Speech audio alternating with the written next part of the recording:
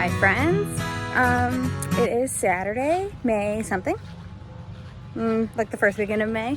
I wanted to give you guys a little bit of a garden update, kind of where we are with everything that's in the ground already, things that are going in the ground really soon, some things that I've had to deal with in terms of pests already, and it's only the beginning of the season, so I hope that's not a sign for like where we're headed long term. As you can see, my table is, my table is very full of plants at this point. This entire tray is tomatoes. This tray is basically all peppers. A lot of these are actually going to a new home later today. I'm trying to figure out where to like stand so I can see.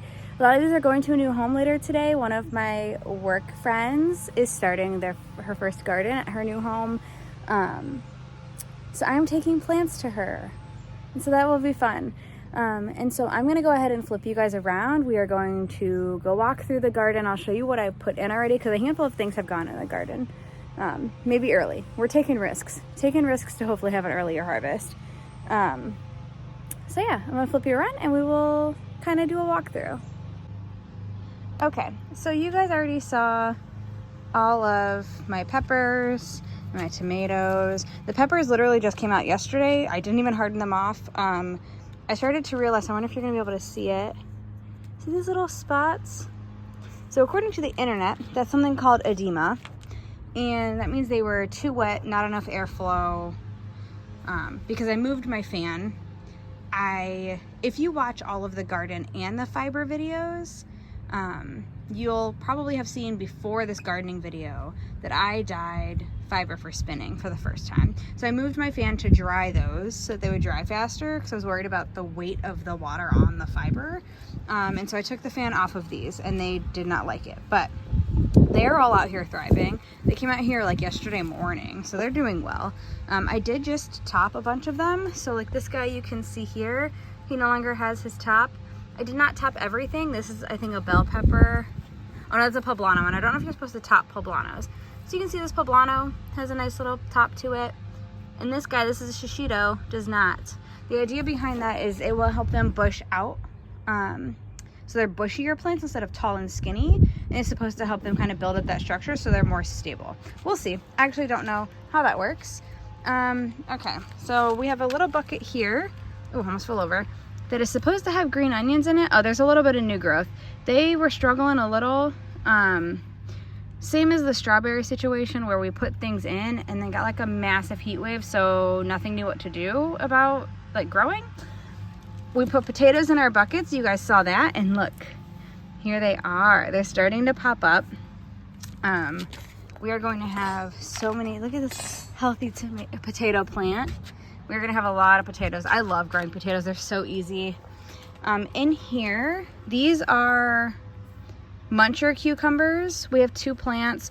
They are struggling a little bit. I actually wonder if the holes we drilled in the bottom of this aren't quite big enough because what we put in here last year also struggled. So I wonder if they're too damp is the issue. But we will see. They're starting to kind of grow up a little bit. We've got the start of little flowers. These are supposed to be tiny cucumbers. So I don't know what's going to happen with these. I'm actually worried that we might need to dump this bucket and drill better holes. So that is sort of unfortunate. This is one of our first bed. Okay. My dog just let himself outside. Sir, what are you doing? Would you like to be part of this video? Is this your ball? Ready? Okay. I had closed this and he's just like, he wanted to be out here, I guess. He's missing the action. Okay, we're gonna go back over to this garden bed. So I may start having to yell at a dog depending on what he decides to try and eat. He might just entertain himself. So in this first garden bed, you will see it is sprinkled. Most of my garden is sprinkled with this white stuff, and I will explain. I will explain and also tell you what I've got in places. So this back row along this trellis are all tomatoes of different varieties. I'm sorry if you can hear that annoying squeaky toy. I don't know if you're gonna be able to hear that on video. It's gonna be annoying, but it's gonna keep him entertained. So this tomato here, this is a spoon tomato. They're gonna make like little itty bitty tomatoes. These I think are all San Marzano tomatoes. And these two are Roma tomatoes. Nick really likes to make his own pasta sauce. Okay, but like, look at that good boy over there in the shade. Just chilling, hanging out. It's like 72 degrees today, or it's supposed to be, so it's already warm out. So Nick really likes to make pasta sauces. He makes them from scratch all the time. We constantly have cans of tomatoes, and so we planted a ton of sauce tomatoes. Here are my spinach plants, which clearly are thriving. Back here are supposed to be some Brussels sprouts, which are not doing super well. There's also random stuff, like I don't know if that's a weed. Up here, which are really covered in that white powder, are my eggplants. So I realized, oh, and we also have some lettuce coming up that I sowed. I realized that we have a slug problem. I started to notice some of our plants were getting a little holy, like see, there's that little bit. And then I would come out the next day and they would look like this. And somewhere like this right here, this right here used to be a leaf of this plant. And I was very confused about what I was seeing, like what was happening with our plants. I mean, you can see that this one got pretty decimated too. I ended up finding out, I saw them all over this leaf. There were slugs, like a bunch of them, and they were little, like itty bitty slugs. And so I've sprinkled diatomaceous earth on our garden beds, and I kind of hit everything because some stuff was, things were getting just like nibbled on here and there, and I really needed to make sure that the slugs weren't destroying everything, but they really went hard on these eggplants. They also got this, I don't even know if you can see it on camera. There's this stalk here that has no leaves that used to be a Brussels sprout. So diatomaceous earth is something, it's not like a pesticide. It's a fine green powder that is like really sharp, and it will, okay. Are you stealing leaves or sticks? Live your life, I guess. It's a really fine green powder that when it gets onto the slug's bodies, it like slices them up real gross, and basically kills them. I don't want to put pesticides in my garden, and this will wash away when it rains. So that's one downside to diatomaceous earth. If you use it for a thing like a slug problem, when it rains, it will all wash away and you'll have to put more down if you are still having a problem. I'm really hopeful that we won't have a problem after that. So in this garden bed behind me, so we did have some similar issues. Like this was a broccoli plant, and you can see here they got this leaf. So when I say we had slugs, I am like not exaggerating when I say that they were a problem. We have, what kind of tomato is this? This is a tomato. Oh, these are Tommy Toe tomatoes. So these will be little cherry tomatoes. We have back here, we have slicer tomatoes all the way down. So we have some Cloudy Day, we have some Homestead tomatoes. So those are all growing. All of this front line here are broccoli. I don't know if the broccoli are gonna make it before it gets too hot. There's a chance that they won't survive because of the heat. You'll see here, our snap peas are doing really well. All of this, these are all radishes, which you can see in some spots we're also getting a little decimated by the slugs. This is our lone cauliflower. I also don't know if that will make it before it gets too hot. We'll see. Our onions and garlic are just thriving. They are doing super well. We have, as you can see, the ground cherry situation is still kind of out of control and I haven't quite fixed it. I think these here, these might be zucchini, but I actually don't know. That's one of the things that was planted over here. So that could be a zucchini. I'm not entirely sure. In this bed over here, we have a little hodgepodge of stuff. Our carrots have popped up. You can see them here. I just had to pull out a bunch of like thick weeds, so it like disturbed some of them, so I'm hoping they're gonna be okay. This is a cilantro, I think. this is our time. I found this twig just like in the garden, and it had one little green leaf on it, so I stuck it like in there, and it's coming back. Like look at all the green. So we might have time from that. We have some lettuce that's self-seeded from last year and a crap ton of mushrooms. I don't know where all those came from. These will be Shasta daisies. Daisies are one of my favorite flowers. And you can see here, our beans are also so these are all supposed to be beans that will climb up over this trellis. They're all very heavily diatomaceous earthed because you can see, I mean, look at how lacy those are. The slugs were getting the beans before they were even coming out of the ground. So like a bean would pop up and it would barely be sprouted and the leaves would be gone. Or they'd be complete lace, kind of like these. So you might not be able to fully see these. See this here? That was supposed to be a bean plant. And there's literally no leaves on it. So the pods were opening. You see the pod is still even on there. The pods were opening and there were no leaves. So these were my giant stick. These were my black beans and I think cowpeas.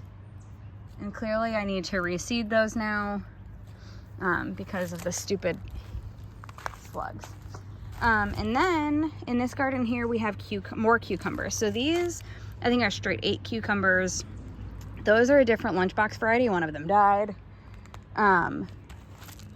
This is a hodgepodge. We've got beets in here. We've got ground cherries that reseeded. We have flowers that reseeded. I don't remember what I had over here, but they were gorgeous. And then the same thing was happening to the green beans. So you can see here where we've got some like little lacy bits where the green beans were getting, like this one, before it even opened, they were just getting decimated.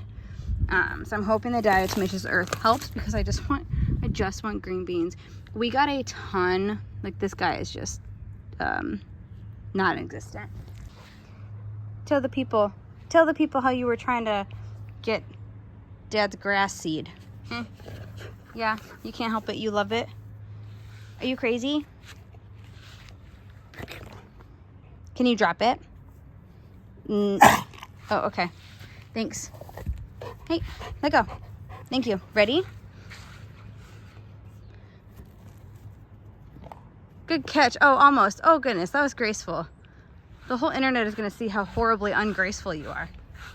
Yeah, they're all going to see. Okay, let's go look at the strawberries because those I'm feeling real proud about. There's so much growth. So you see this guy with his little stalk standing up. Oh, I almost fell over. A lot of these plants, like this is that's the start of a strawberry, friends.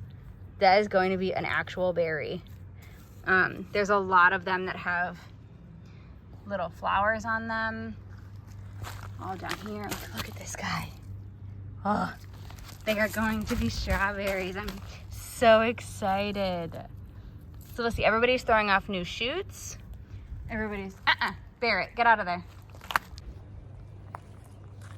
We almost had a situation where Barrett almost ate an eggplant plant.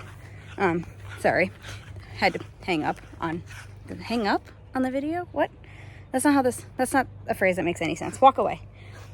We're still learning that we can't eat things out of the garden. This September will be 2 years since we've had him. He will be 2 in July. He's hacking up sticks, that's all, don't worry about it.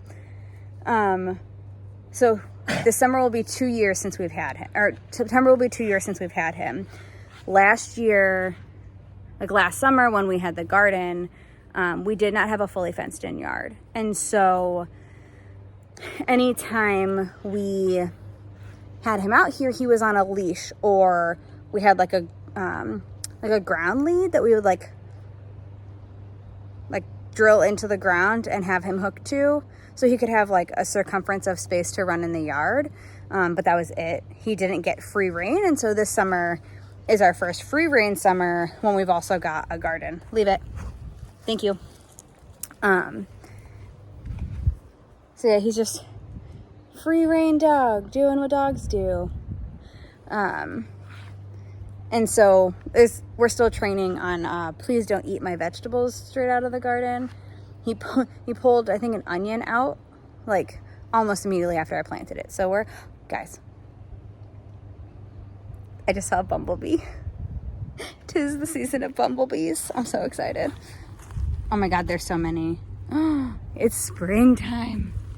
And then you'll see our raspberry bush is just thriving.